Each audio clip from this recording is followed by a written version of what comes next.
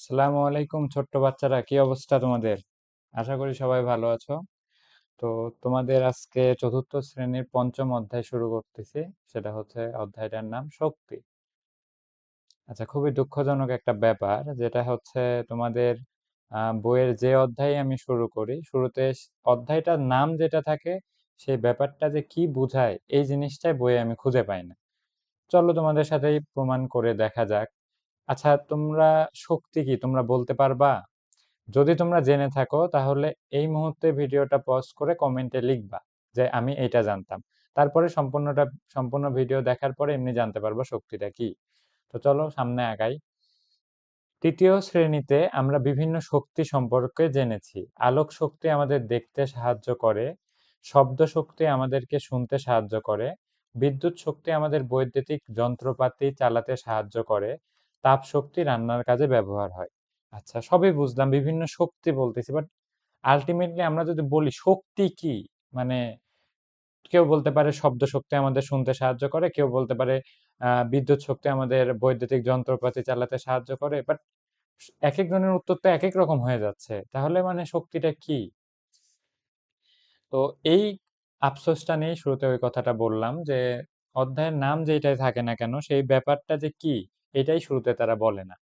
তো সমস্যা নাই, আমি প্রথমে আগে তোমাদেরকে ক্লিয়ার করি যে দেখো, এখানে আমরা কয়েকটা জিনিস পড়ে ফেললাম অলরেডি।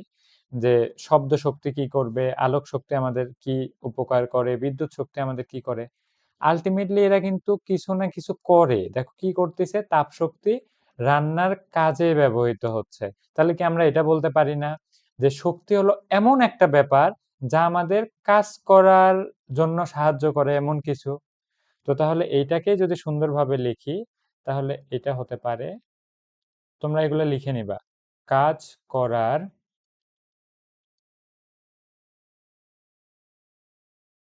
সামর্থ্য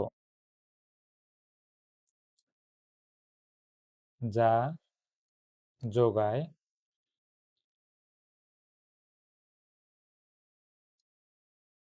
তাই হলো শক্তি। আচ্ছা, দেখো এখানে আমি একটা লাইন লিখলাম, মানে এটা শক্তি কাকে বলে সেটা লিখে ফেললাম। যে এই এতটুক পরেই কিন্তু আমরা এটা লিখতে পারলাম যে কাজ করার সামর্থ্য যা যোগায় সেই ব্যাপারটাই হলো শক্তি। তাহলে এইভাবে বলতে পারি কাজ করার সামর্থ্যকেই শক্তি বলে। তো তোমরা যেহেতু ছোট এখনই আম, কাজ কাজকে ফিজিক্সের ভাষায়, মানে পদার্থবিজ্ঞানের ভাষায় কি বলা হয় এটা না লিখি। তবে কাজ হচ্ছে এমন একটা ব্যাপার যে মানে তুমি শক্তি প্রয়োগ করলে, মানে বল প্রয়োগ করবা, তাহলে বস্তুটা তার অবস্থান পরিবর্তন করবে। আচ্ছা, এই ব্যাপারটার দিকে আমি এখনই যাইতে চাচ্ছি না। যখন কাজ এই ধরনের অধ্যায় আসবে, তোমাদের আশা করি সামনে আসার কথা, তখন আমি এই ব্যাপারে কথা বলবো। আপাতত শুধু এতটুক বুঝে নাও যে আমরা যদি কোনো কিছু করতে চাই, তাহলে আমাদের সেটা শক্তির প্রয়োজন হয়। তো শক্তি এমন একটা বিষয় যেটাকে আমরা ফিজিক্যালি দেখতে পাই না, কিন্তু আমরা অনুভব করতে পারি, মানে আমরা আমাদের ইন্দ্রিয় দ্বারা অনুভব করতে পারি। মানে এই যে আমরা বলতেছি যে শব্দ শক্তি, কিন্তু আমরা কি খালি চোখে দেখতে পারি এটা দেখতে কেমন? বা আলোক শক্তি, আলো হয়তো বা মনে হচ্ছে আমরা চোখে দেখি, কিন্তু আলোক শক্তি মানে আলোটা আমরা দেখছি, বাট আলোক শক্তিটা কি? বা তোমাকে যদি বলা হয় বিদ্যুৎ শক্তি, মানে আমরা কিভাবে দেখাই যে আম, এটা একটা তার, তারের মধ্যে দিয়ে এইভাবে বিদ্যুৎ শক্তি যাচ্ছে, কিন্তু আমরা কি কখনো মানে সেটা খালি চোখে দেখতে পাই যে বিদ্যুৎ শক্তিটা এইভাবে যাচ্ছে? তো আলটিমেটলি বলা যায় যে শক্তি আমরা খালি চোখে দেখি না, কিন্তু ব্যাপারটাকে কিন্তু আমরা অনুভব করি, তাই না? তো আমরা শক্তি বিষয়ে বেশ কিছু গল্প আলোচনা হইলো, চলো আমরা সামনে আগাই। আচ্ছা, আরেকটা কথা বলে নেই যে দেখো এখানে লেখা শক্তির বিভিন্ন রূপ। এখন আমরা এই যে শব্দ শক্তি দেখলাম, আলোক শক্তি দেখলাম, এরকম বিভিন্ন শক্তি আছে, তাই না? তো দেখো আমরা যদি খুব মানে স্পেসিফিক ভাবে বলি, তাহলে আমরা প্রকৃতিতে এই শক্তিকে 9টা রূপে দেখতে পাই। তো এইখানে যে শুধু বলে দিচ্ছে যে শক্তির বিভিন্ন রূপ বা ধরন আছে, চারপাশ থেকে আমরা শক্তিকে বিভিন্ন রূপে খুঁজে বের করতে পারি। তো আমাদের এত কষ্ট করার দরকার নাই, শুরুতেই আমি তোমাদেরকে আগে শক্তি কয়টা রূপে কি কি রূপে দেখা যায় আমি সেগুলো তোমাদেরকে বলি। এখনই বলবো না সামনে আর? আচ্ছা, আরেকটু আগে শক্তির আলোচনা করি। শুধু এইটা মাথায় গেঁথে নাও যে শক্তিকে আমরা 9টা রূপে প্রকৃতিতে দেখতে পাই। সামনে আমি তোমাদেরকে দেখাই দিব, হ্যাঁ? আচ্ছা, আগাই তাহলে। দেখো, আকাশে বিদ্যুৎ চমকাচ্ছে, তাই না? এই গ্রুম হয়ে উঠতেছে। এই গ্রুম মানে কি? এখানে শব্দ হচ্ছে। তাহলে এখানে কি শব্দ শক্তি? আচ্ছা। তারপরে এই যে এটা যে সাদা আমরা দেখতে পাচ্ছি, মানে একটা আলোর ঝলকানি দেখতে পাই। তার মানে এখানে কি? আলোক শক্তি আছে। আর যেহেতু নামই দিচ্ছি যে হচ্ছে বিদ্যুৎ চমকাচ্ছে, তার মানে কি এটাকে তো বলাই যায় যে এখানে বিদ্যুৎ শক্তিও আছে। লেখাটা হয়তোবা দেখতে কষ্ট হচ্ছে, তাই না? লাল কালার। আচ্ছা, পরবর্তীতে খেয়াল রাখতেছি। তো প্রকৃতিতে বিভিন্ন ধরনের শক্তি, এটার একটা ছবি দিয়ে রাখছে। যেমন বাতাস যাচ্ছে, বায়ু শক্তিও বলতে পারি। তো এরকম অনেক শক্তি আছে, ওগুলো নিয়ে পরে দেখবো। আপাতত একটা ছেলে বলতেছে বজ্রপাত হইলে, মানে এই যে বিদ্যুৎ চমকানো, এটাকে বজ্রপাত বলে। বজ্রপাত হলে আমরা আলো দেখতে পাই। হ্যাঁ, দেখতে পাই, এই যে আলোর মতো দেখতে পাই। এমনকি তোমরা যদি বারান্দা বা কোনো ঝড় বৃষ্টিতে যদি বাহিরে থাকো, অনেক সময় দেখা যায় যে রাতের বৃষ্টি, বাট তারপরেও দেখা যায় যে আশেপাশে একদম সবকিছু দেখা যাচ্ছে হঠাৎ করে, জাস্ট কয়েক সেকেন্ডের জন্য, হয়তো বা 1 সেকেন্ড এরকম। তো এই ব্যাপারটাই হচ্ছে বলতেছে যে বজ্রপাত হলে আমরা সেখান থেকে আলো দেখতে পাই। আচ্ছা, এরপরে কি বলতেছে যে বজ্রপাত হলে আমরা শব্দও শুনতে পাই। হ্যাঁ, শব্দও শুনতে পাই, ঘুম করে যে একটা সাউন্ড হয়ে ওঠে, ওইটার কথা বলতেছে। আচ্ছা, এখানে বলতেছে যে ছবির বিভিন্ন ঘটনাগুলোতে শক্তির কি কি রূপ আছে তা নিচের ছকে লিখি। আচ্ছা, বজ্রপাত হইলে কি কি হয় বলো তো? এখানে লিখতে পারি শব্দ শক্তি, তারপরে আলোক শক্তি। আমার লেখা হয়তো বা খুব বেশি এখানে ভালো হয় না। আচ্ছা, খুব তাড়াতাড়ি তোমাদেরকে হোয়াইট বোর্ডে ক্লাস যখন নিব, তখন লেখা অবশ্যই বুঝতে পারবা ইনশাল্লাহ, তখন আর সমস্যা হবে না। আচ্ছা, বজ্রপাতেরটা লিখলাম। আচ্ছা, বিভিন্ন ঘটনায় যে বিভিন্ন রূপ দেখা যায়, তো এই জিনিসটা আমরা মানে এখনই পূরণ না করি, পরে এই 2টা ঘর পূরণ করি। হ্যাঁ, আগে আমরা দেখে আসি বিভিন্ন ঘটনা। বিদ্যুৎ চমকানোর ঘটনার সাথে আলোর ঝলকানি দেখতে পাই, কাজে আলোক শক্তি জড়িত, যেটা আমি লিখলাম, এই যে আলোক শক্তি। আচ্ছা, তারপরে বৃষ্টিপাত হলে আশেপাশের পরিবেশ শীতল হয়ে যায়, ফলে এতে তাপ শক্তির প্রভাব রয়েছে। আচ্ছা, তাপও এক ধরনের শক্তি। মানে তাপ শক্তির ফলে আমরা কি অনুভব করি? যে পরিবেশটা গরম না ঠান্ডা। যেমন আমরা যখন চা খাই, তখন চায়ের যে গ্লাস, ওইটাতে হাত দিলে কি লাগে? তাপ লাগে। এখানে হাত সরাই নিতে হয়। কারণ কি? ওইখানে তাপ শক্তিটা বেশি আছে, বা ওইখানে তাপমাত্রাটা অনেক বেশি। এই কারণে হাতটা সরাই নেই। তো তার মানে আমরা আমাদের আম আশেপাশে কেমন পরিবেশ, মানে তাপমাত্রাটা কেমন, এইটা নির্ভর করে তাপ শক্তির উপরে। তো তাপ শক্তিও এক ধরনের শক্তি। আশা করি কিছুটা বুঝাইতে পারছি। তো এখন বৃষ্টিপাত হলে যে কথাটা বলছে এখানে, যে এই লাইনটা পড়াচ্ছি, যে বৃষ্টিপাত হলে আশেপাশের পরিবেশ শীতল হয়ে যায়। আচ্ছা, আশেপাশে পরিবেশ কেন ঠান্ডা হয়ে যায়?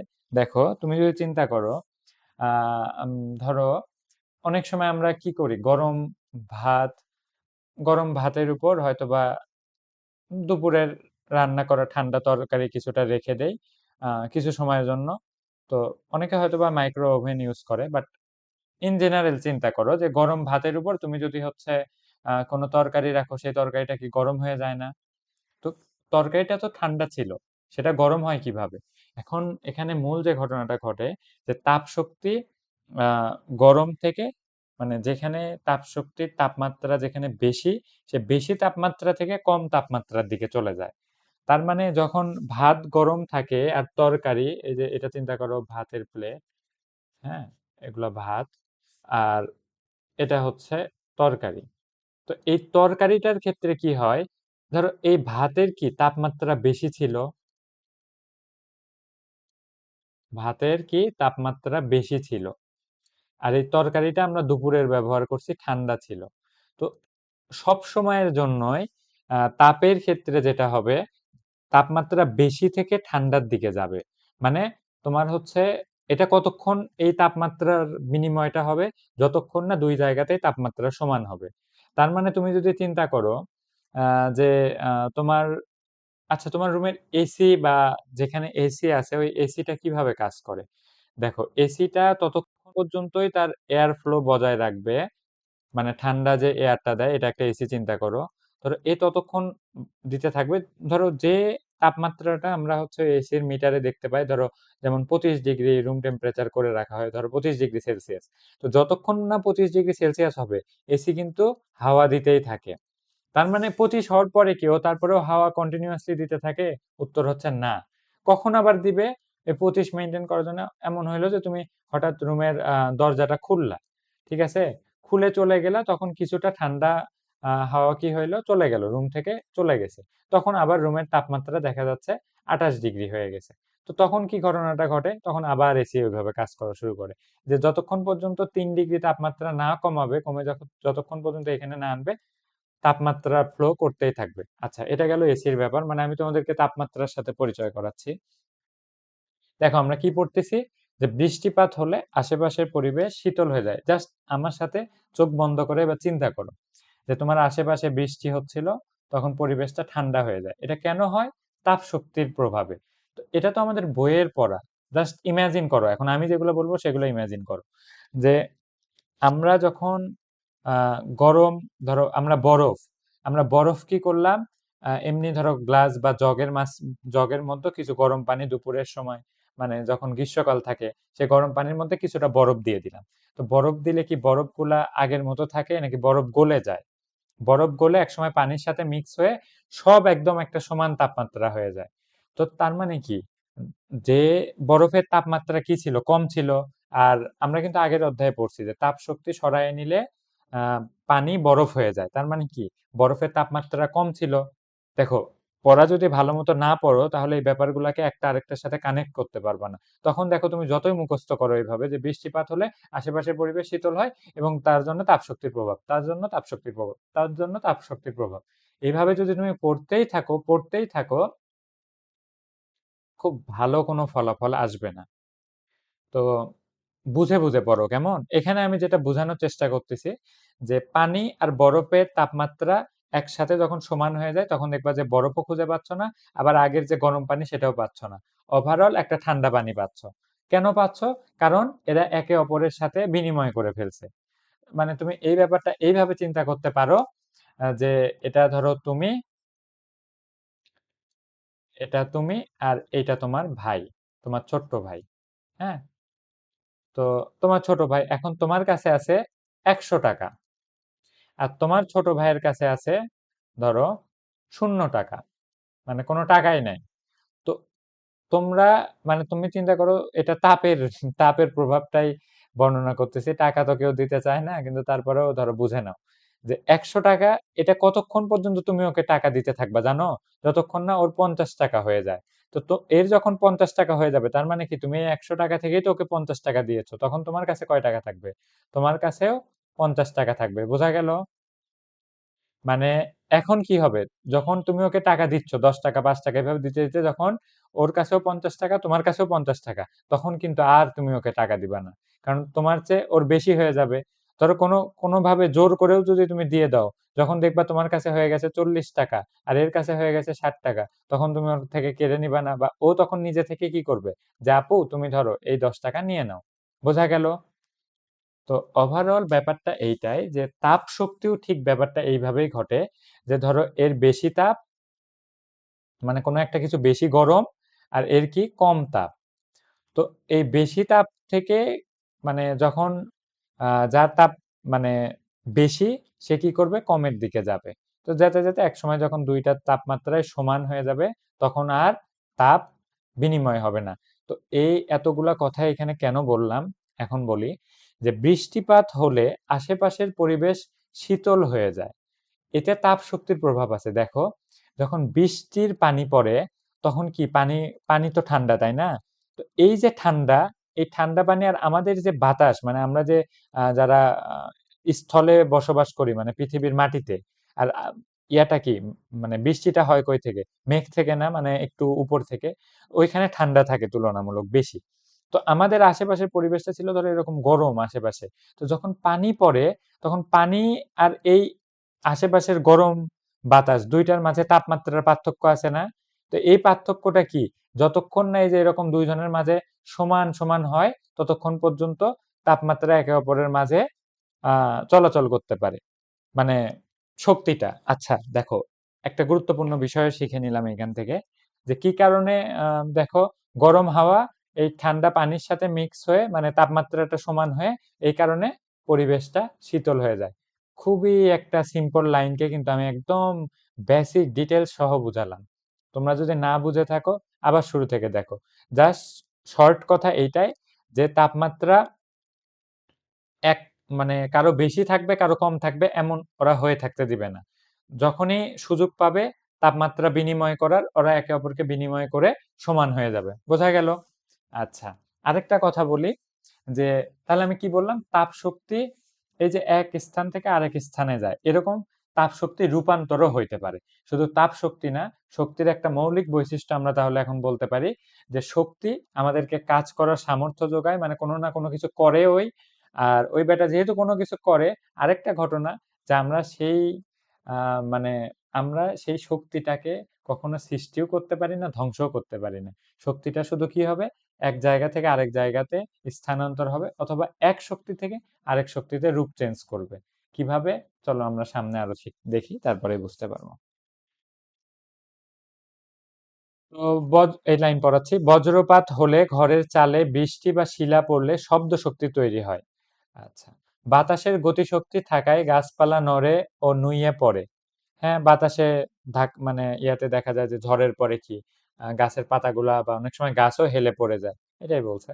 আকাশে বিদ্যুৎ চমকানোর সাথে আরেকটি শক্তি জড়িত, তা হলো বিদ্যুৎ শক্তি, যেটা আমি তোমাদেরকে আগের পেজেই বলছি। হ্যাঁ, তো এখানে কিছু ইয়া দেখতে পাচ্ছি। এই যে তেল নিচ্ছে গাড়িতে, তেল ভরতিছে মানে জ্বালানি, এই জ্বালানিটাকে বলে রাসায়নিক শক্তি। ঠিক আছে, মনে থাকবে? তেলে কি থাকে?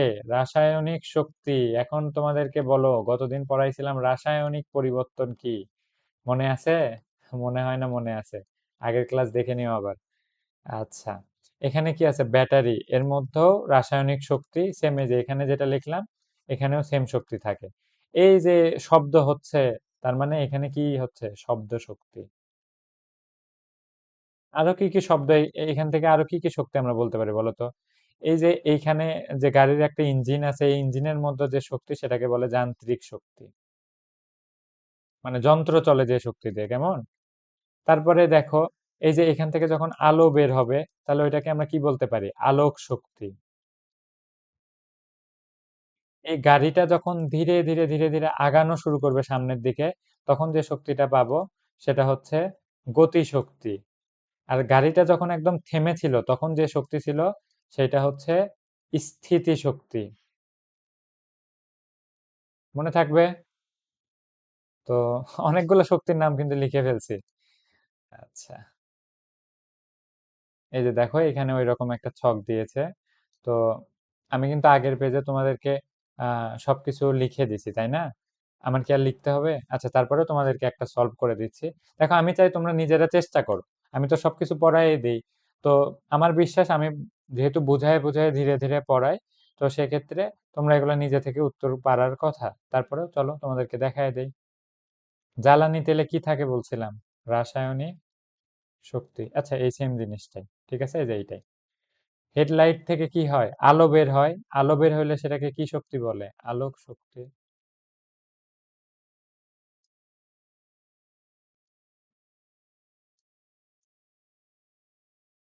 বুঝতেছো তোমরা? আর হর্ন, হর্ন মানে কি? তখন শব্দ হয়। তাহলে সেই শক্তিকে কি বলবো? শব্দ শক্তি। আচ্ছা, চাকা, চাকা যখন ঘুরবে তখন সেই চাকাতে কি পাওয়া যাবে? গতি শক্তি। তো এগুলা নিজে নিজে ধীরে ধীরে ভেবে ভেবে ভেবে ভেবে উত্তর করা উচিত। তারপরেও করে দিলাম এটা।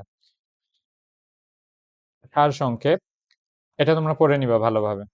যে গাড়ির ব্যাটারি এবং তেলে রাসায়নিক শক্তি জমা থাকে, এই যে এই অংশটুকু পড়ে নিবা, আমি এগুলাই এতক্ষণ পড়াইলাম। আচ্ছা, শক্তির বিভিন্ন রূপ সম্পর্কে জানি। চলো তাহলে আমরা এখন শিখবো তাপ শক্তি, যেটা নিয়ে আমি কিছুক্ষণ আগে অনেক পেঁচাল পারলাম। একটি বস্তু যত বেশি গরম হয় তাতে তাপ শক্তি তত বেশি থাকে। বোঝা গেল? যে এগুলো কিন্তু আমি সব বলে আসছি। যে যেমন এখানে এমনি নর্মাল ঠান্ডা পানি আর এখানে চা, তাহলে তাপ শক্তি কোথায় বেশি? এখানে বেশি। মনে থাকবে? এখানে বেশি আর এখানে কি কম। নিচের দিকে চিহ্ন মানে কম, উপরের দিকে এই যে এই চিহ্ন মানে বেশি। আচ্ছা, এক কাপ গরম পানিতে এক কাপ ঠান্ডা পানির চেয়ে বেশি তাপশক্তি রয়েছে। কি বলতেছে? এক কাপ গরম পানি, এই যে ধরো এটা এক কাপ গরম পানি, আর এক কাপ ঠান্ডা পানি, এই যে এটা এক কাপ ঠান্ডা পানি। তাহলে কি বলতেছে? এই দুইটা কাপের মধ্যে আহ মানে এই দুইটা কাপের মধ্যে এই যে গরম পানির এটাতে তাপশক্তি কি বেশি, এটাই বলছে। বেশি তাপশক্তি রয়েছে।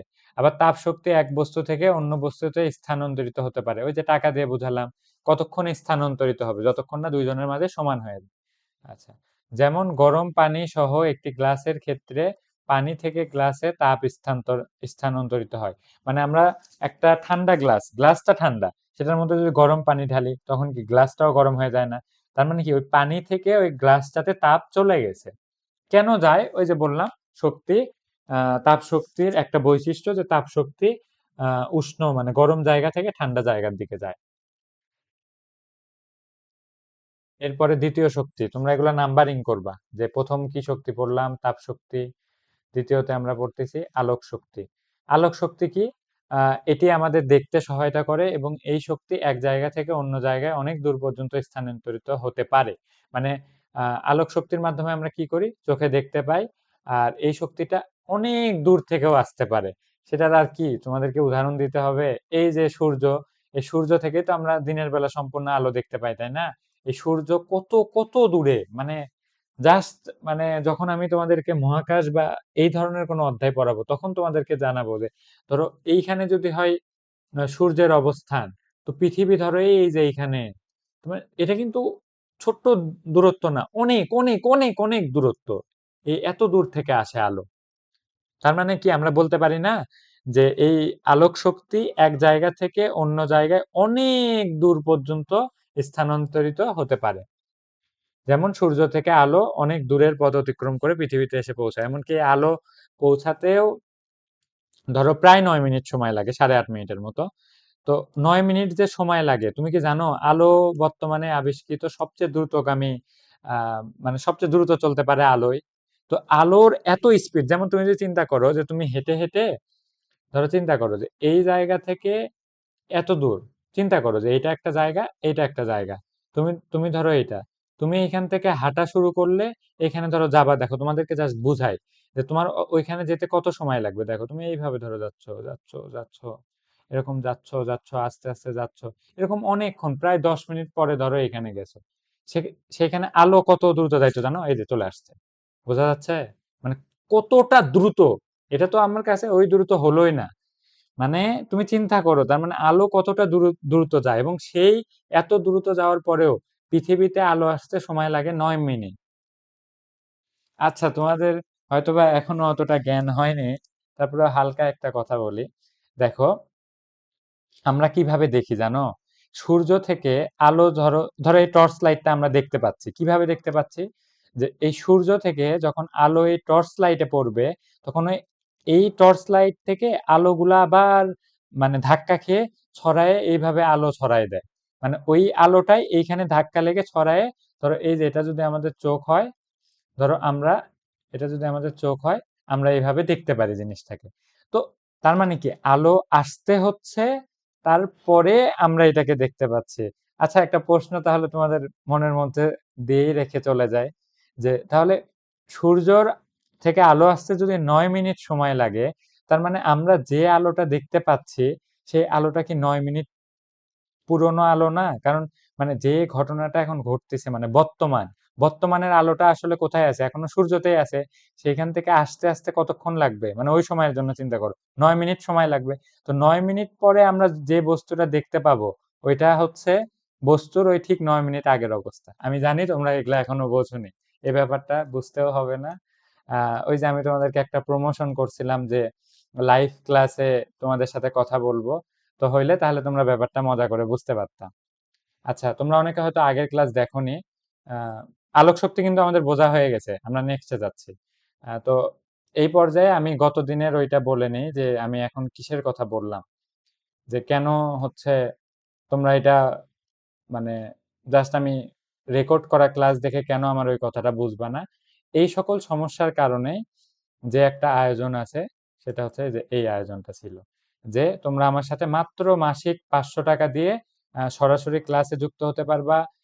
আমি তোমাদেরকে অনেকগুলো সমস্যা সমাধান করাবো, সাপ্তাহিক পরীক্ষা নিব, পরীক্ষার জন্য সাজেশন দিব, এবং তোমাদের পড়ানোটাকে সাজানো গোছানো করতে এরকম শর্ট নোটের ব্যবস্থা রাখবো। তো প্রথম যে 30 জন আমার সাথে যোগাযোগ করে ভর্তি হবা, তো তাদের জন্য হবে 500 টাকা, এবং তারপরে এখানে যদিও লেখা 1600, তবে আমি এটা 1500 টাকা করে নিব। তো প্রথম 30 জন শিক্ষার্থীর জন্য এটাই ডিসকাউন্ট থাকবে। আসলে 15, মানে তোমরা যদি আমার ক্লাসটা করো তখন তোমরা বুঝতে পারবা যে এই 1500 টাকাও সেই তুলনায় কিছুই মনে হবে না, যেখানে প্রতি মাসে তোমরা মাত্র 500 টাকা দিয়ে আমার সাথে যুক্ত হতে পারবো। তো অবশ্যই অপেক্ষা বেশি দেরি করিও না। এখন বিজ্ঞান হচ্ছে, এরপরে গণিত হবে, এরপরে ধারাবাহিকভাবে অন্যান্য সাবজেক্ট গুলোও হবে। তো তোমরা কেউ লেট করো না, অবশ্যই জয়েন করো, ইনশাল্লাহ ভালো কিছু শিখতে পারবা। তো চলো আমরা সামনে আগাই। আমরা এখানে পড়তেছিলাম না, দেখি এই পেজে ছিলাম না। এই যে এই পেজ পর্যন্ত পড়ছে, এতটুকু বুঝছো আশা করি। এই যে এখন এই পেজে শব্দ শক্তি। আচ্ছা, শব্দ এক ধরনের শক্তি। শব্দ শক্তির কারণে কি হয়, যে আমরা কানে শুনতে পাই, তাই না? তো এটাই বলছে, শব্দ হলো এমন এক ধরনের শক্তি যার কারণে আমরা শুনতে পাই।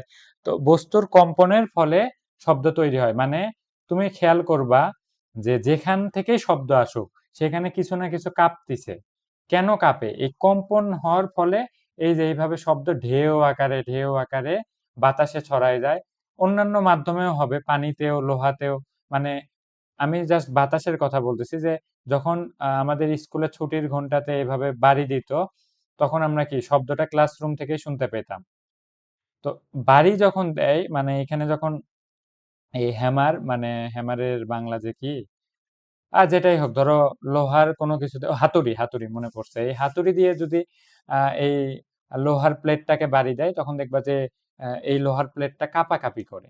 বা তোমরা তোমাদের কাছে হাতুড়ি বা ওইরকম কিছু থাকলে, কোথাও যদি গ্রিল থাকে, ওইখানে যে আস্তে একবার একটু ঠোকা দিবা, দেখবা শব্দও হবে, কিন্তু ওই গ্রিলটা ওইভাবে কাঁপবে। আর ওই কাঁপার ফলে ওই বাতাসে এইভাবে এমন একটা ভাসমান কম্পন সৃষ্টি করে দেয়, যেভাবে ঢেউয়ের মতো যায়, ঢেউয়ের মতো। এবং দিন শেষে গিয়ে কি হয়, দিন শেষে না, মানে যতক্ষণ সময় লাগবে আমাদের কানের কাছে যেতে, এটা হচ্ছে ধরো আমাদের কান, হ্যাঁ, এই কাঁপাকাঁপি গিয়ে আমাদের কানে, ধরো একটা এরকম পর্দা আছে, এই যে এরকম একটা পর্দা আছে, সেই পর্দাতে, এটা কিন্তু আমাদের পর্দা, ঠিক আছে, কানের ভিতর। যখন এই যে ঢেউগুলা গিয়ে একে ধাক্কা দিবে, তখন আমাদের এই যে পর্দাও এইভাবে কেঁপে উঠবে, এবং তখন আমরা শুনতে পাই। এই যে আমি যে কথা বলতেছি, তাহলে আমার কোথায় কাঁপতিছে? কই, আমার তো কেউ এসে হাতুড়ি দিয়ে বাড়ি দিচ্ছে না। কথা হচ্ছে আমাদের যে গলা, এই গলাতে এইখানে আছে কণ্ঠস্বর, কণ্ঠ, ওইখান থেকে ওই ভোকাল কর্ড, মানে আমরা যখন এখানে কথা বলি তখন এইটা কেঁপে ওঠে। তার মানে আমাদের গলার এইখান থেকে ঠিকই কাঁপ হয়, এবং এই কাঁপার ফলে এই যে ধরো এটা মুখ, আমাদের এই দিক দিয়ে ধরো কথাটা বের হয়ে গেল, বের হয়ে কি হবে, সেম এই যে এইটার মতো এরকম ঢেউ ঢেউ আকারে চলে যাবে। এই যে আমি তোমাদের সাথে কথা বলতেছি, এটা ওই, দেখো ওইটা আবার ওই মাধ্যমে যাচ্ছে না। এখানে আবার কি ঘটনা ঘটতেছে, যে আমি কথা বলতেছি, আমার আশেপাশে তোমরা যদি থাকতা, তাহলে আসল যে ন্যাচারাল ভয়েস সেটা ঠিকভাবে শুনতে পারতা। এখন আমি আমার যে মানে আমি কাপার ফলে যে কণ্ঠগুলো রেকর্ড হচ্ছে, এগুলো আমি মাইক্রোফোনের মাধ্যমে রেকর্ড করতেছি। তো তোমরা যেটা শুনবা সেটা আবার মাইক থেকে শুনবা। মানে আমি রেকর্ড করতেছি মাইক্রোফোন দিয়ে, কিন্তু তোমাদের কানে পৌঁছাবে যে ডিভাইস দিয়ে শুনতেছো তার মাইকের মাধ্যমে। মানে সেই মাইকটাতে কি হবে, মাইক থেকে এরকম ধরো কাঁপবে, সেই কাপা থেকে যখন ওই শব্দটা বের হবে, মানে মাইক থেকে, তখন আবার এইভাবে ঢেউ ঢেউ ঢেউ ঢেউ হয়ে কি হবে, এই যেভাবে কানে যাবে, কানে যায় কি হয়, এই যে একটা পর্দা থাকে, সেই পর্দাটা কেঁপে এই যে এরকম, তখন ওইটা থেকে আমরা শুনতে পাই। বোঝা গেল? আচ্ছা, রাসায়নিক শক্তি। আমরা খাবার খেলে শক্তি পাই, এই শক্তি খাদ্যে রাসায়নিক শক্তি হিসেবে জমায়ে থাকে। একইভাবে জ্বালানি তেল, কাঠ, গ্যাস, কয়লা এবং ব্যাটারিতেও রাসায়নিক, উদাহরণগুলো খুবই ইম্পর্টেন্ট, পড়ে ফেলবা, মুখস্থ। এই যে ব্যাটারি, এটাতে থাকে রাসায়নিক শক্তি, খাবারেও থাকে রাসায়নিক শক্তি, এটাও তো খাবার, এটাতেও রাসায়নিক শক্তি, জ্বালানি তেলেও রাসায়নিক শক্তি বোঝা গেল? আশা করি বুঝতেছো। আচ্ছা, দেখো এই পৃষ্ঠাতে দুইটা শক্তির কথা বলছে। একটা হচ্ছে এই যে দেখো গতি শক্তি, এই যে দেখো গতি শক্তি, আরেকটা শক্তি দেখো স্থিতি শক্তি। তোমাকে এখন মজার ছলে যদি আমি বলি, বা বোঝো না বোঝো এই ছলে বলি, আমরা যত শক্তি পড়বো না, সেই শক্তিগুলোকে এই দুইটা শক্তি দিয়েও বর্ণনা করা যাবে, যে গতি শক্তি আর স্থিতি শক্তি। মানে কিভাবে বর্ণনা করা যেতে পারে, দেখো এখানে যেহেতু গতি আছে, গতি মানে হচ্ছে আগানো, মানে মুভমেন্ট হওয়া। তো গতি শক্তি মানে যখন কোনো বস্তুর গতি হবে, তখন যে শক্তি হবে সেটাকে বলে গতি শক্তি। আর কোনো বস্তু, দেখো দ্বিতীয় শক্তিটার নাম হচ্ছে স্থিতি শক্তি। এই স্থিতি শক্তি কাকে বলে? যখন কোনো বস্তুর মধ্যে শক্তি জমা থাকে, তখন তাকে স্থিতি শক্তি বলে। যত ধরনের শক্তি পড়ছি, সবকে এই দুইটা শক্তির মধ্যে আনা সম্ভব। বাট আমি তোমাদেরকে এই ছোট্ট বয়সে এই আলোচনার মধ্যে নিয়ে যাব না। তো আমরা প্রকারভেদ হিসেবে যেহেতু শিখতেছিলাম, সেটাই শিখি। মানে কয়েকটা তো শিখলাম, রাসায়নিক শক্তি, বিদ্যুৎ শক্তি, আলোক শক্তি, তাই না? তো চলো আগাই, মানে এখানে পড়ি। তো গতি শক্তি হলো বস্তুর গতির ফলে যে শক্তি পায়।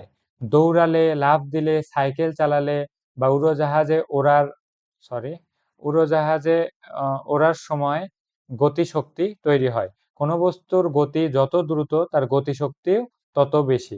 বোঝা গেল? কোনো বস্তুর গতি যত দ্রুত, তার গতিশক্তি ততই দ্রুত। আচ্ছা, এখানে বেশ কিছু কথা বলছে। আমি বইয়ের মতো করে না বলে নিজের মতো করে তোমাকে জাস্ট বলি। ধরো তোমায় তুমি হচ্ছে তুমি তুমি হচ্ছে তুমি কি করবা বলো তো? তুমি কি করবা বলো? তুমি ধরো দাঁড়ায় আছো, কিছুই করতে হবে না, শুধু দাঁড়ায় আছো। তোমার বান্ধবী, সে নতুন, তোমার বন্ধু নতুন সাইকেল কিনেছে। হ্যাঁ, এই যে এটা হচ্ছে তোমার বন্ধুর সাইকেল, হাতগুলা বড় করে দেই। আচ্ছা, তো এটা কি ওর সাইকেল, ঠিক আছে? তো এই সাইকেল নিয়ে ও কি করতো, তুমি দাঁড়ায় আছো, কিন্তু ওর নতুন যেহেতু, চালাতে পারে না ভালো করে, ও এসে তোমাকে ধাক্কা দিল। আচ্ছা, ও খুব, মানে ও ব্রেক ধরার কারণে খুব আস্তে ধাক্কা দিছে, তাহলে কি তুমি ধাক্কাটা কম পাইলা না? এখন চিন্তা করো, তোমার একটা আহ, বন্ধুর কাছে গাড়ি আছে মাইক্রো, হ্যাঁ? তো ও যখন, ও নতুন চালানো শিখতেছে, হ্যাঁ? এখন তুমি চিন্তা করো, বাস এটা চিন্তাই করো না ভাই, এটা চিন্তা করতে আমারই ভয় লাগতেছে, যে গাড়ি চালাচ্ছে, সাইকেল দিয়ে ধাক্কা দিছে, তুমি হয়তো বা আস্তে করে পড়ে গেছো, হয়তো হাত পায়ে একটু ছিলে গেছে, হ্যাঁ? ধরো এটাই তুমি, হ্যাঁ, হালকা হয়তো হাতটা ছিলে গেছে। কিন্তু এখন চিন্তা করো যে এ গাড়ি চালানো নতুন শিখতেছে, আর তুমি দাঁড়ায় আছো, তোমাকে এই গাড়ি দিয়ে যদি জোরে এসে একটা ধাক্কা দেয়, তোমার আর অস্তিত্ব খুঁজে পাওয়া যাবে? মানে ব্যাপারটা কতটা প্যাথেটিক। তো এইখানে সাইকেল চালানো বা গাড়ি চালানো দুইটা মুখ্যম বিষয় না। এখানে বোঝার যে বিষয়, যে এই সাইকেল চালালো তোমার কম ধাক্কাতে কম ক্ষতি হইলো, এ একটু জোরে ধাক্কা দিল দেখে বেশি ক্ষতি হলো। তার মানে কি আমরা এটা বলতে পারি না, যে যত দ্রুত যায়, যে যত বেশি দ্রুত আগাচ্ছে, তার ভিতর গতি শক্তিটা ততই বেশি। আর এই শক্তিটা যখন আমাদেরকে ধাক্কা দেওয়ার কাজে ব্যবহার হয়, মানে আমরা যখন বাধা দেই, এটা তো বাধা দেওয়াই বোঝাচ্ছে, যে এ সাইকেলটা কি চাচ্ছিল, সোজা আগাতে, কিন্তু আমরা মাঝখানে কি বাধা হয়ে দাঁড়াইছি। তখন কি হয়, ও আর সামনে আগাতে পারে না, আমাদেরকে জোরে একটা সজোরে ধাক্কা দেয়। তো এই ধাক্কাটা কিভাবে দিল, কি শক্তির কারণে? গতি শক্তির কারণে। বোঝা যাচ্ছে? তো এইভাবে সেম ভাবে কারো যখন আমাদেরকে ধাক্কা দিবে, তো তখনও কি শক্তি ছিল? গতি শক্তি। তো গতি শক্তির ফলে বস্তু, গতিশীল বস্তু গতির ফলে শক্তি পায়। মানে যত দ্রুত যাবে তত গতি শক্তিটা বেশি। দৌড়ালে দৌড়ানোর সময় গতিশক্তি তৈরি হয়। মানে তুমি দেখো, তুমি কাউকে গিয়ে হেঁটে গিয়ে একটা ধাক্কা দিলা, সে কতটা, মানে খুব বেশি কি সে নড়বে? হেঁটে গিয়ে যদি আস্তে করে জাস্ট ধাক্কা দাও। আর তুমি যদি দৌড়ে যায় অনেক জোরে গিয়ে যদি ওকে একটা ধাক্কা দাও, তাহলে দেখা যাবে কি, হয়তোবা হেঁটে গিয়ে ধাক্কা দিলে, যদি ওর অবস্থান আগে যদি এইখানে থাকতো, হয়তোবা একটু ধাক্কা খেয়ে এইখানে আসছে, ঠিক আছে? আর যদি তুমি অনেক জোরে দৌড়ে এসে যদি ধরো, আগে শুরুতে এইখানে দাঁড়াইছিল, ওকে ধরো তুমি, এই যে এটা হচ্ছে তুমি, হ্যাঁ, তুমি দৌড়ে দৌড়ে আসতেছো, দৌড়ে দৌড়ে এসে একে একটা ধাক্কা দিছো, এই যে একে একে একে একটা ধাক্কা দিছো। আগের বার কি হয়েছিল, অল্প একটু আগাইছে না, এবার দেখা যাচ্ছে এইখানে গিয়ে ও পড়ে গেছে। তার মানে কি, গতি শক্তি তোমার দৌড়ানোর সময় বেশি ছিল। এই লাইনটাকেই কিন্তু বারবার বলতেছি, যে কোনো বস্তুর গতি যত দ্রুত, তার গতি শক্তিও তত বেশি। তো এইভাবেই বিভিন্ন গতিশক্তির উদাহরণ দিছে যে এরোপ্লেন চলতেছে, বল ছুঁড়ে মারা হচ্ছে এরকম। আচ্ছা, স্থিতিশক্তি দেখো, স্থির আগেরটা ছিল গতি মানে নড়াচড়া করবে, আর এবার কি স্থির মানে স্থিতিশক্তি। তো এই স্থিতিশক্তি মূলত মানে যখন কোনো বস্তু থেমে থাকে তখন ওই থেমে থাকা অবস্থাটাকে তোমার থেমে থাকার ফলে যে শক্তিটা ভিতরে জমা হয় এটাকে বলে স্থিতিশক্তি। বোঝা যাচ্ছে কি? আশা করি তোমরা বুঝতে পারতেছো যে কোনো বস্তু যখন থেমে আসে তার ভিতর শক্তি জমা হয়ে থাকে। ভাইয়া এটা কেমন কথা বললেন? আচ্ছা, তুমি একটা কলম এখনই বা পেন্সিল তোমার হাতে যেটাই থাকুক হাতে নাও, নিয়ে একটু উপরে তোলো। তো উপরে তুলছো, এখন এটাকে ধাক্কাও দিতে হবে না, কিছুই না, জাস্ট তোমার হাতটা সরায় নাও, কি হবে? ঠাস করে পড়ে গেল না? যে ঠাস করে যে পড়ে গেল নিচে, কেন পড়ে গেল? ওইটা কিভাবে পড়লো? কারণ ওইটার ভিতর এই যে তুমি যখন উপরে তুলছো তখন ওইটার ভিতর একটা শক্তি জমা হয়ে গেছে, ওই শক্তির কারণেই ব্যাপারটা ও নিচে পড়ে যাচ্ছে। বোঝা যাচ্ছে? হয়তোবা একটু কষ্ট হচ্ছে, আগে এখানে পড়ি, তারপরে বোঝা যাবে। তো স্থিতিশক্তি হলো এমন একটি শক্তি যা কোনো বস্তুর অবস্থানের কারণে জমা থাকে। যেমন যখন একটি গাড়ি পাহাড়ের চূড়ায় থাকে তখন এটি ভূমির চেয়ে উপরে থাকে। এই যে এটা গাড়ির কথা চিন্তা করছে এরা, আমি তোমাদেরকে সেখানে কলম বললাম যেটা রুমেই তোমরা বুঝতে পারবা। তো এতে স্থিতিশক্তি জমা থাকে। এটা কিন্তু তোমরা তোমাদের পরীক্ষায় আসবে যে স্থিতিশক্তি কিভাবে জমা থাকে। যে স্থিতিশক্তি হলো এমন এক ধরনের শক্তি যা কোনো বস্তুর অবস্থানের কারণে জমা হয়। তো কিভাবে জমা হয়? যে আমরা যখন একটা বস্তু মানে যেকোনো কিছুকে যে জায়গাতে ছিল ওইখান থেকে অন্য কোনো জায়গাতে নিয়ে যায়, ধরো বেশিরভাগ উপরের দিকে যদি নিয়ে যায় তখন ভিতরে শক্তি জমা হয়। তো ছবির মতো অবস্থায় গাড়ি বন্ধ করলেও তা নিচের দিকে চলতে থাকে। বন্ধ অবস্থায় চলমান গাড়ির শক্তির উৎস ছিল জমে থাকা স্থিতিশক্তি। কেন হচ্ছে? কারণ এদিকে একটু ঢালু, আর যখন আমরা গাড়িটা শুরুতে ধরো এইখানে ছিল, এইখান থেকে যখন ধীরে ধীরে ধীরে ধীরে এইখানে গেছিল, এখানে গেছে, তখন কি হয়েছে? এই যে এতটুক গেল এটার ভিতর একটা আমরা দেখতে পাচ্ছি না কিন্তু একটা শক্তি জমা হয়েছে, সেই শক্তিটাই ধীরে ধীরে ধীরে ধীরে খরচ হবে আর এইদিকে নিচে আসবে। আবার যখন এখানে আসবে ওর ভিতর আর কিন্তু এই শক্তিটা পাবো না, কারণ কি? ও জমা করছিল, ওর জমাটা খরচ করে আবার এখানে ফেরত আসছে। বোঝা যাচ্ছে? আশা করি যাচ্ছে। এগুলা কারণে আমি তোমাদেরকে ওই কোর্সের কথা বললাম যে অনেক কিছু তোমাদের মনে প্রশ্ন আসতে পারে, সেই প্রশ্নগুলাকে কেটে ওঠার কারণে যে মনের মধ্যে যে চিন্তা ভাবনা আসে সেগুলাকে দূর করার জন্যই। আচ্ছা, এতক্ষণ কঠিন ভাবে বুঝাইছি, কারণ আমি জানি যে কঠিন ভাবে শুরুতে দেখতে নিলে পরে যখন সহজটা দেখাবো তখন আরো সহজে ধরতে পারবা।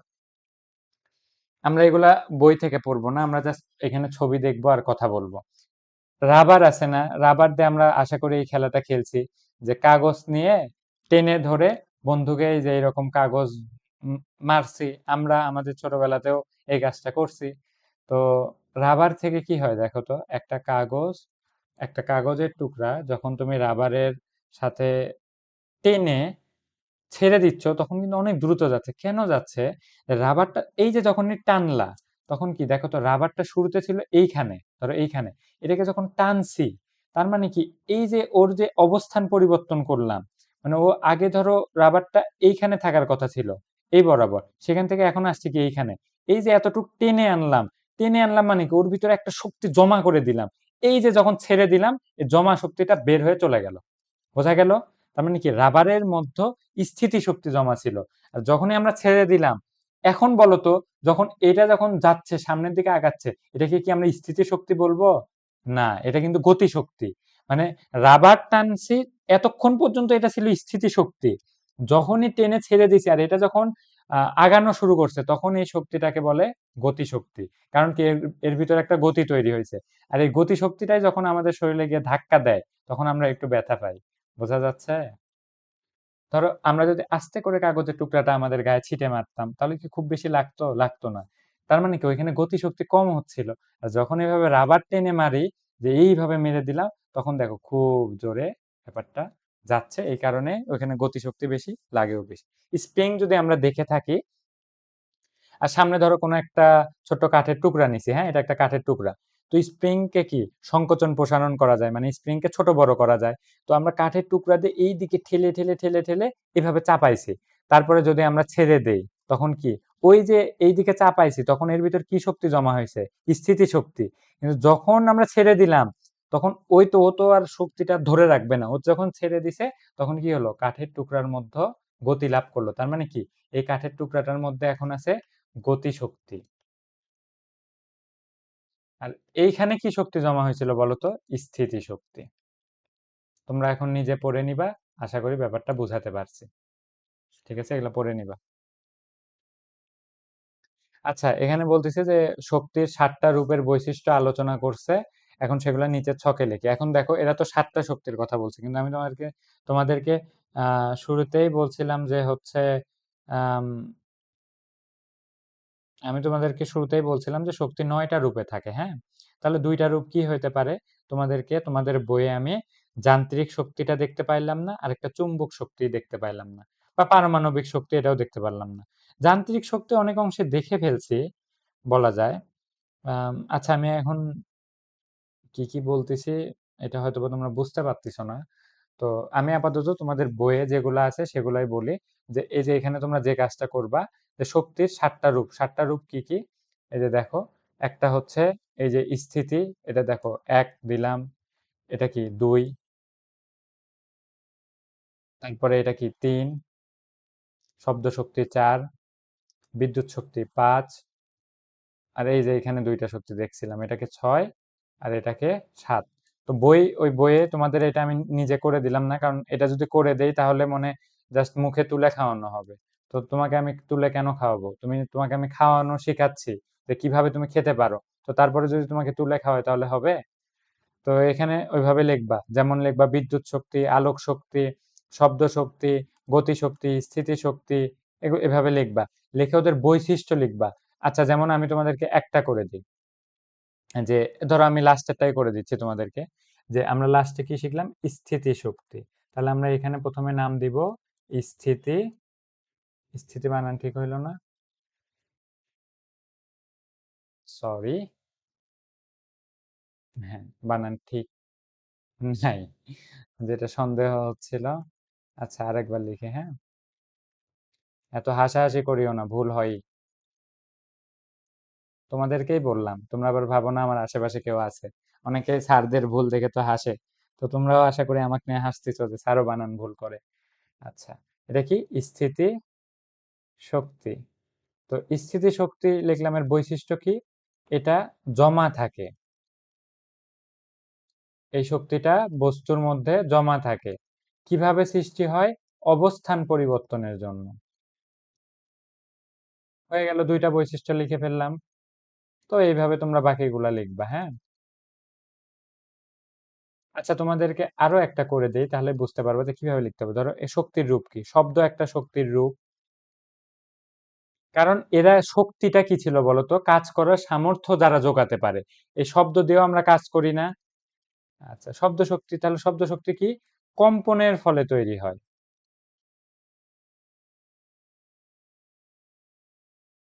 কম্পনের ফলে তৈরি হয় তোমরা কি ভুলে গেছো নাকি ভাইয়া কম্পন কি আবার কম্পন মানে হচ্ছে কাঁপাকাঁপি এই যে দেখো তোমাদেরকে কিছুক্ষণ আগেই পড়াইছি কই গেল কই গেল চলো তো দেখি কোথায় থাকলো এই যে দেখো কাঁপাকাঁপি হয়েছিল মনে আছে দেখো সবকিছু কিন্তু বুঝাচ্ছি ভুলে গেলে হবে না হুম এই যে খুবই গুরুত্বপূর্ণ ২টা কথা বলে রাখছে যে বলতেছে ছেলেটা বলতেছে স্থিতি শক্তি সম্পর্কে তুমি কি জানো এই ছেলে মানুষ মনে হয় কিছুই পারে না সব সময় এই খালি জানতে চায় আচ্ছা মেয়েটা জানে ও বলতেছে যে উঁচু স্থানে কোনো বস্তু জমা থাকলে তাতে স্থিতি শক্তি জমা থাকে খুবই ইম্পর্টেন্ট লাইন যে কোনো বস্তু যদি উঁচুতে নিয়ে যায় যেমন তোমার হাতের কলমটা শুরুতে তুমি ধরো টেবিলের উপরে আচ্ছা ধরো এই যে এটা তোমার টেবিল এখানে ছিল সে কলমটাকে তুমি তুলে এই উপরে নিয়ে গেলে তখন ছেড়ে দিলে কি হয় পড়ে যায় তো এটা কেন পড়ে যায় ওটার ভিতর এইখানে স্থিতি শক্তি জমা থাকে যে এই অবস্থানটাতে স্থিতি শক্তি জমা ছিল আর পরে যখন পড়ে যায় তখন সেটা গতিশক্তি বলে হ্যাঁ তো শক্তির উৎস দৈনন্দিন জীবনে আমরা বিভিন্ন পরিবর্তন দেখতে পাই যার পিছনে কোনো না কোনো শক্তির উৎস কাজ করে যেমন গাড়ি চলতে রাসায়নিক শক্তির প্রয়োজন হয় এই রাসায়নিক শক্তি তেল বা গ্যাস থেকে পাওয়া যায় মোবাইল চার্জের ক্ষেত্রে আচ্ছা আমি খুব দ্রুত বলে যাচ্ছে, আমি জানি এই ধরনের কথাগুলো তোমাদের ব্রেনে সেভ হয় না, এই সময় অমনোযোগী হয়ে যাও। এই কারণে আমি তোমাকে জাস্ট সিম্পলি বলি। এখানে যেটা নিয়ে বলতেছে যে শক্তির উৎস, আমরা তো শক্তি একরূপ মানে কি কি ভাবে ব্যবহার করতেছি সেগুলো কিছুটা দেখলাম, কিন্তু উৎস কি, মানে কোথায় থেকে আমরা শক্তিটা পাই। তো বিভিন্ন ধরনের শক্তি বিভিন্ন জায়গা থেকে পাই, সেই জিনিসটা আমরা এখন দেখব, যে আমরা শক্তির উৎস খুঁজে বের করার চেষ্টা করব। যেমন এইখানে দেখো কি করতেছে, ছবিগুলো লক্ষ্য করতে বলছে যে ঘূর্ণি, আমরা তো মেলায় খেলনা দেখছি, এই জিনিসটা কি ঘোরে, এটা কেন ঘোরে বলতো? যখন এসে বাতাস ধাক্কা দেয়, তার মানে আমরা কি শক্তির একটা উৎস কি বাতাস। পাথর গড়িয়ে পড়তেছে, কেন গড়িয়ে পড়ে বলতো? কারণ কি এটার ভিতরে ছিল স্থিতি শক্তি, সেটা যখন কোনোভাবে নিচের দিকে আসার সুযোগ পাচ্ছে, তখন স্থিতি শক্তি ধীরে ধীরে গতি শক্তিতে পরিবর্তন হচ্ছে। আচ্ছা, এখানে আবার দেখো চুলাতে জাল হচ্ছে। তো কেন হচ্ছে? কারণ কি সিলিন্ডারের ভিতর যে গ্যাস থাকে, এই গ্যাসের ভিতর কি থাকে বলতো? গ্যাসের ভিতর থাকে রাসায়নিক শক্তি। মানে আমরা রাসায়নিক এই গ্যাস থেকে, এই উৎসটা থেকে এই শক্তিটা পাচ্ছি। বুঝতে পারতেছো কি কি টপিক পড়তেছি? উৎস, উৎস মানে কোথায় থেকে উৎপন্ন হচ্ছে। দেখো এখানে একটা, এটা আমি করে দিই, যে একটা ঘটনা ঘটতেছে, যে ঘূর্ণি ঘটতেছে, তাহলে এখানে শক্তি কোন রূপ উৎস হিসেবে কাজ করছে? বাতাসের গতি শক্তি, তোমাকে যেটা বললাম যে বাতাস এসে ধাক্কা দিলে ও কি হয়, ঘোরা শুরু করে। পাহাড়ের উপর থেকে পাথর গড়িয়ে পড়া, এটা কেন গড়িয়ে পড়ে? কারণ স্থিতি শক্তি, স্থিতি শক্তি থেকে গতি শক্তিতে রূপ নেয়। বোঝা যাচ্ছে? গ্যাসের চুলায় রান্না, এটার উৎস কি ছিল? গ্যাস ছিল, তাই না? তো এটাতে কি শক্তি থাকে? রাসায়নিক শক্তি।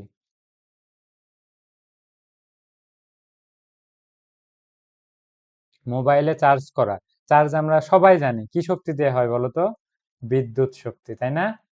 এটা অন্তত সবাই জানি। না না, জানি, অন্য কিছু না জানলেও মোবাইলটা ব্যবহার করা আমরা খুব ভালোই জানি। টর্চ থেকে কি, টর্চে কি থাকে বলতো? ব্যাটারি থাকে না?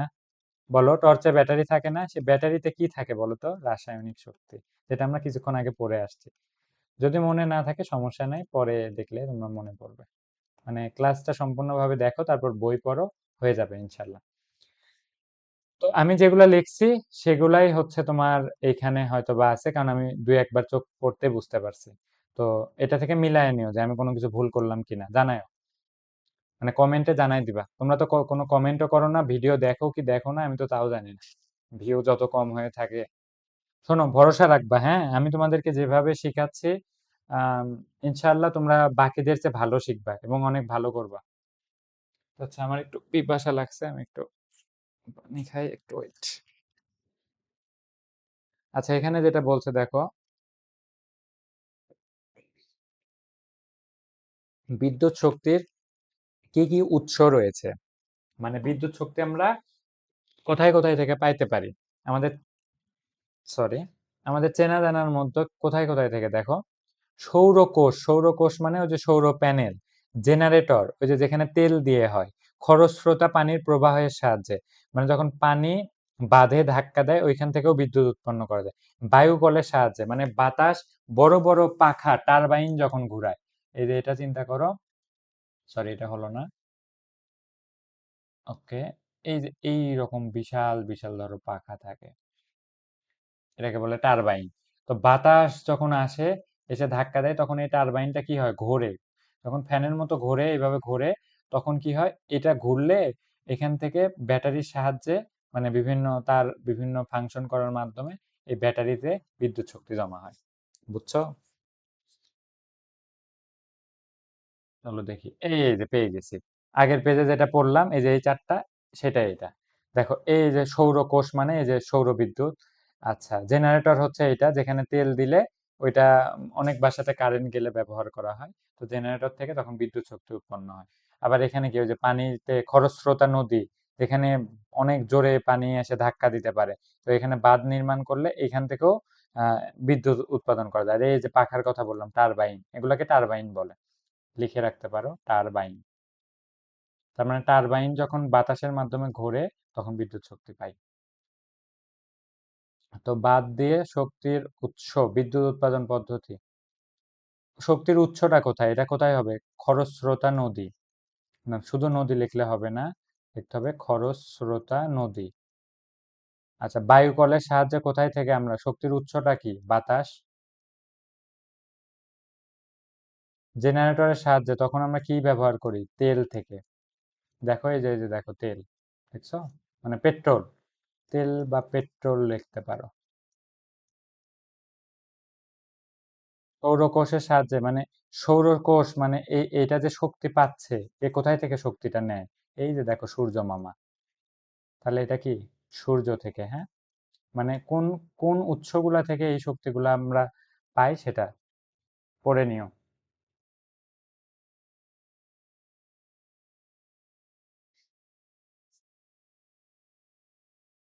বাঁধ দিয়ে আটকে রাখা পানিতে স্থিতিশক্তি জমা থাকে।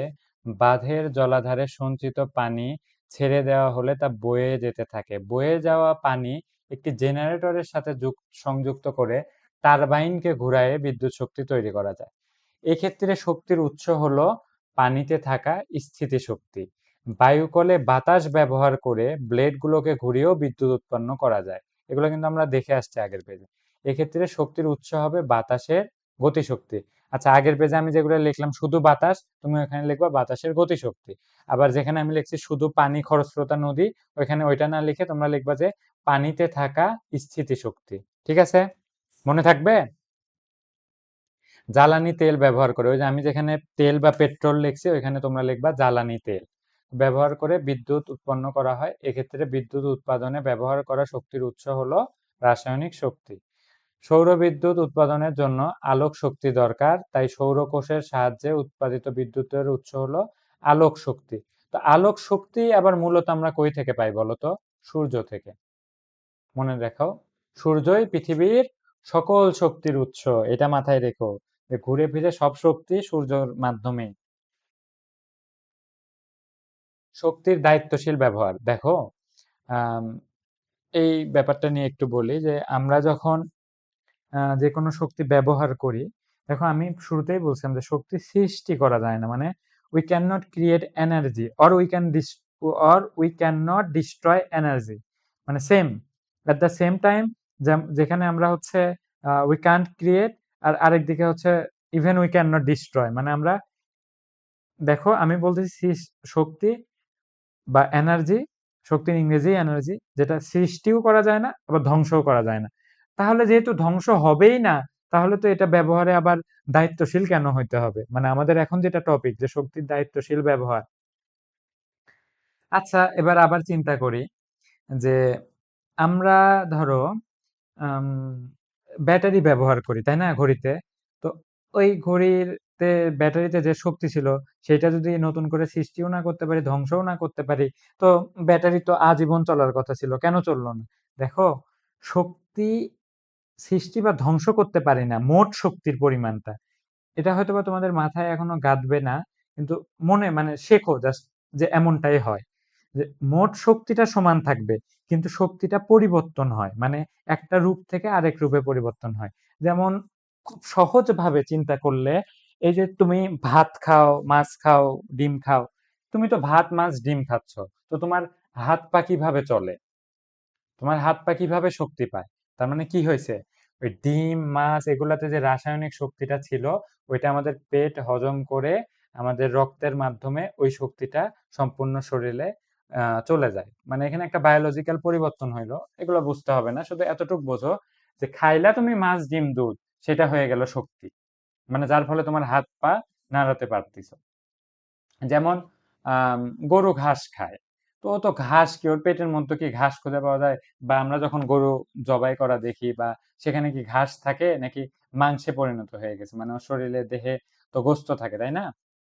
তো ওভারঅল এই উদাহরণগুলো থেকে এটা বোঝো যে শক্তি আগে একভাবে ছিল, পরে আরেক রকম হয়ে যায়।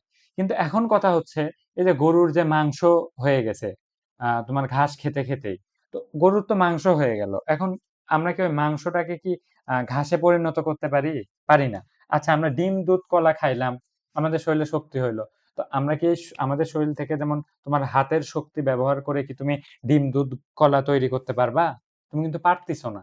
তার মানে কি হচ্ছে দেখো তো, যে শক্তি আমরা কোনো না কোনো জায়গা থেকে নিচ্ছি বা ব্যবহার করি, সেটা ধ্বংস হয়ে যায় না, কিন্তু অন্য একটা ভাবে অন্য একটা রূপে পরিবর্তন হয়ে যায় বা ব্যবহার অনুপযোগী হয়ে যায়।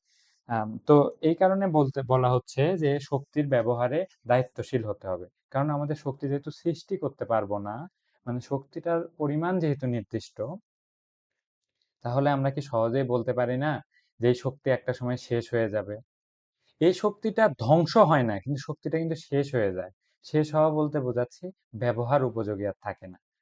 তাহলে আমাদের শক্তির দায়িত্বশীল ব্যবহার করা জরুরি। ব্যাস, বেশ কিছু কথা বললাম, এখন চলো পড়ায় ঢুকি। হ্যাঁ, তো শক্তির দায়িত্বশীল ব্যবহার, শক্তি সাশ্রয় করা, শক্তির অপচয় কমানো, নবায়নযোগ্য শক্তিগুলা বেশি ব্যবহার করাই হলো শক্তির দায়িত্বশীল ব্যবহার। এক্ষেত্রে শক্তিকে এমন ভাবে ব্যবহার করতে হবে যা আমাদের স্বাস্থ্য এবং পরিবেশের জন্য ভালো।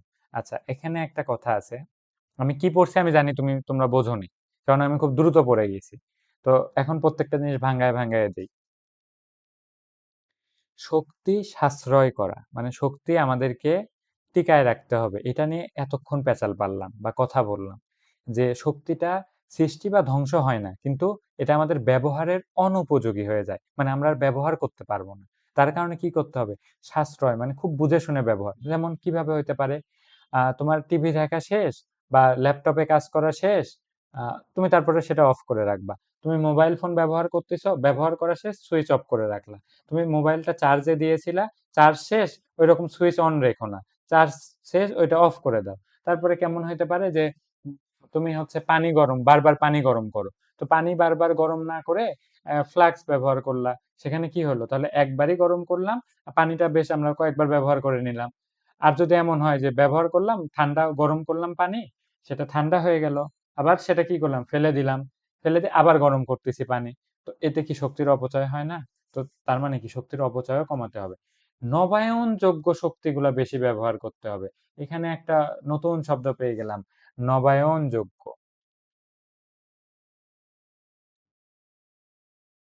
তাহলে নবায়নযোগ্য, তাহলে এর একটা বিপরীত শব্দও আছে, সেটা হচ্ছে অনবায়নযোগ্য। তো কি বলতেছে? নবায়নযোগ্যকে বেশি ব্যবহার করতে বলতেছে, তার মানে কি এটা কম ব্যবহার করতে হবে। তো আমি আগে দেখি তো তোমাদের বই নবায়নযোগ্য অনবায়নযোগ্য আছে কিনা।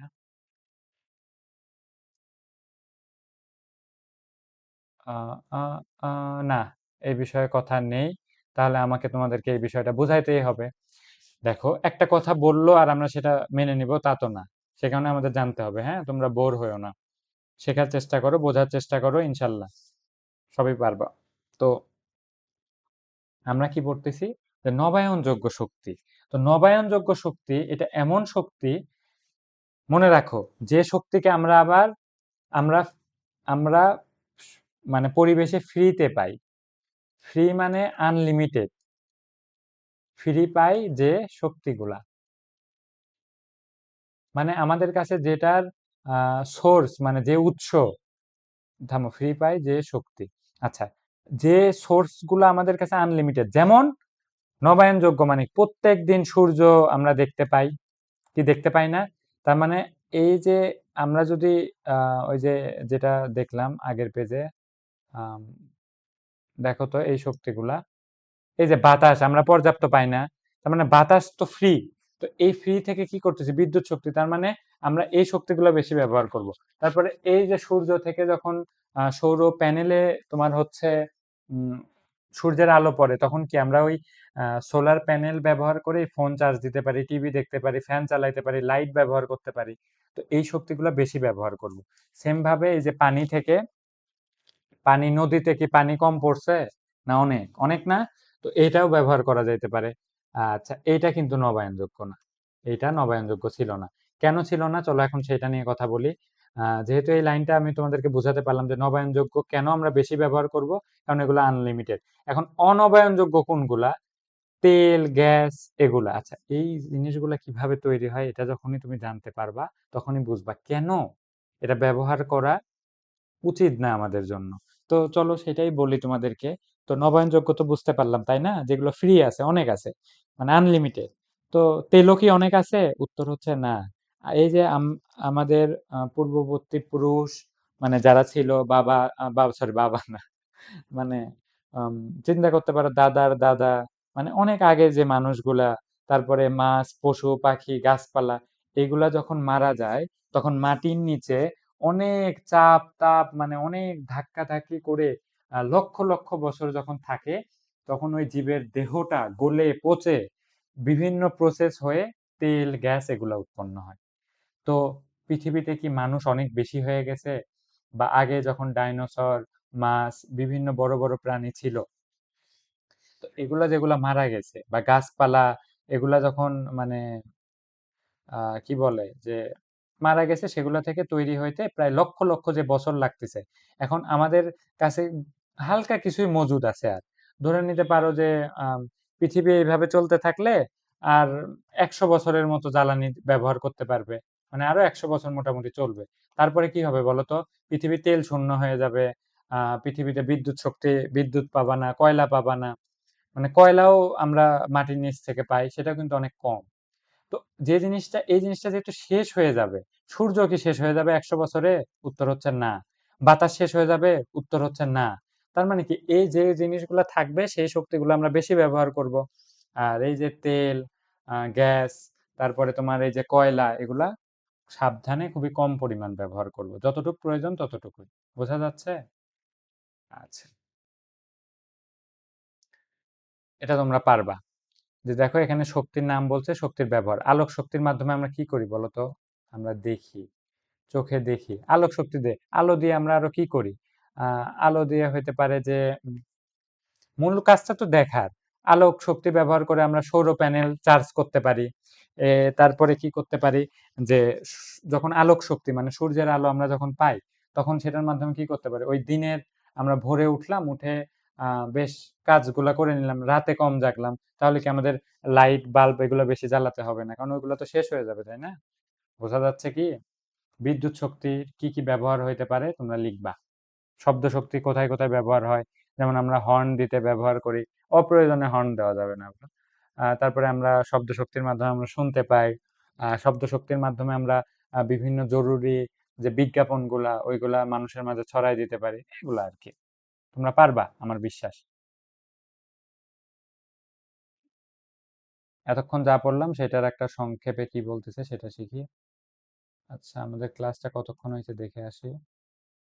ও, 1 ঘন্টা পার হয়ে গেছে। হ্যাঁ, আমি এখন ক্লাসটাকে একটু সংক্ষিপ্ত করব। আচ্ছা, আমার ল্যাপটপটাকে একটু চার্জ দিতে হবে। অনেক ঝামেলা। আচ্ছা দেখো, ক্লাস নিতে বেশ অনেক কিছুই ম্যানেজ করতে হয়, আমার সময় ম্যানেজ করতে হয়, তোমাদেরকে বোঝাতে হয়।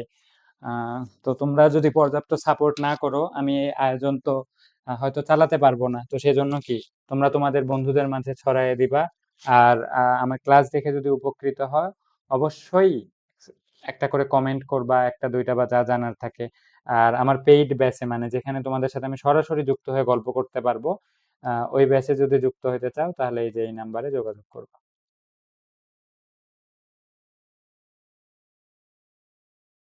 01746737803। হ্যাঁ, আমি তোমাদের, এটা আমার নাম। আচ্ছা, সারসংক্ষেপটা পড়ে ফেলি। যে শক্তির দায়িত্বশীল ব্যবহার করতে সূর্য ওঠার সাথে সাথে ঘুম থেকে উঠতে হবে, যাতে সূর্যের আলোকে কাজে লাগানো যায়। সবাই বুঝতে পারলাম। শক্তি খরচ কম হয় এমন বাল্ব ব্যবহার করলে বৈদ্যুতিক শক্তির যথাযথ ব্যবহার হয়। ওই যে এক ধরনের হলুদ বাল্ব দেখা যায় না, এই যে এইরকম হলুদ বাল্ব, যে মানে যে বাল্ব গুলা তোমার অনেক তাপ তৈরি করে, তো বাল্বের কাজ কি, মানে লাইটের কাজ কি, আলো দেয়া। আর সেখানে যদি ওই যদি তাপই উৎপন্ন করে, মানে এই বাল্বটা যদি তাপই উৎপন্ন করে শক্তি নষ্ট করে ফেলে, তাহলে ওই ধরনের বাল্ব ব্যবহার করা যাবে? ওই কারণে কি ব্যবহার করতে বলছে, শক্তি খরচ কম হয় এমন বাল্ব ব্যবহার করতে হবে। শব্দ শক্তির দায়িত্বশীল ব্যবহারের জন্য হাসপাতালের কাছাকাছি এলাকায় বিনা প্রয়োজনে হর্ন বাজানো এড়িয়ে চলা। তাপ শক্তির সঠিক ব্যবহার করতে গেলে খোলা মগের পরিবর্তে একটি ভালো মানের ফ্লাক্সে গরম পানি রাখা উচিত। এইভাবে আর কি। আচ্ছা, এখানে কি করতেছে, ছাত্ররা ক্লাসরুম ছেড়ে চলে যাচ্ছে, এখানে যেটা বলতেছে যে নিচের ছবিগুলো দেখি কিভাবে শক্তির দায়িত্বশীল ব্যবহার করা যায়। দায়িত্বশীল ব্যবহার এখানে ক্লাসে কিভাবে করতে পারো বলো তো? এই যে চলে যাচ্ছ না, এই যে লাইট জ্বলতিছে, ফ্যান ঘুরতিছে, এইরকম রেখে গেলে হবে? তার মানে কি, এই যে এখানে সুইচ বোর্ড আছে, সুইচগুলা সব অফ করে রেখে চলে যেতে হবে। ল্যাপটপের ব্যবহার শেষ হয়েছে বলতেছে, তো ব্যবহার শেষ হলে কি এরকম অন করে রাখা যাবে? কি করতে হবে? অফ করে দিতে হবে। আচ্ছা, এই যে এটা কি বাসার তোমার ট্যাঙ্ক, ট্যাঙ্ক থেকে পানির ট্যাঙ্ক থেকে কি হচ্ছে, পানি উপচে পড়তেছে। তো পানি উপচে পড়তেছে মানে কি, এটা সম্পূর্ণ ভরে গেছে। তো ভরে গেছে তাহলে কি, মোটরের যে সুইচটা ছিল পানির পাম্পে, সেই সুইচটা কি অফ করে দিতে হবে, তাই না? আচ্ছা, এখানে কি কোনো কিছু অপ্রয়োজনে গ্যাসের চুলা জ্বলছে, এখানে কি কোনো রান্না বান্না হচ্ছে, হচ্ছে না, তাহলে আমরা কি করব, গ্যাসের চুলাটা অফ করে দিব। তো এই কাজগুলা করা যাবে না, কারণ এই শক্তিগুলা তো নির্দিষ্ট।